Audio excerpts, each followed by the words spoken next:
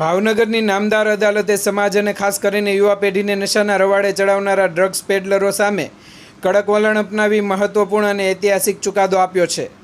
ડ્રગ્સના વેપાર અને હેરફેરના ગંભીર ગુનામાં સંડોવાયેલા 4 આરોપીઓ તોફીક અહેમદ મંસૂરી, એજાજ હનીફ મંસૂરી, અલ્ફાઝ સાદિક ગોરી તથા હુસેન અખ્તર કલીવાળાને દોષિત ઠેરવી અદાલતે 20 વર્ષની સખત કેદની સજા ફટકારી છે.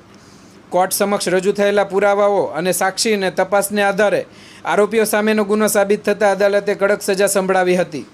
ચુકાદા દરમિયાન અદાલતે નોંધ્યું હતું કે નશીલા પદાર્થોનો વેપાર માત્ર કાયદાનો જ ભંગ નહીં પરંતુ સમગ્ર સમાજ માટે ગંભીર ખતરો છે.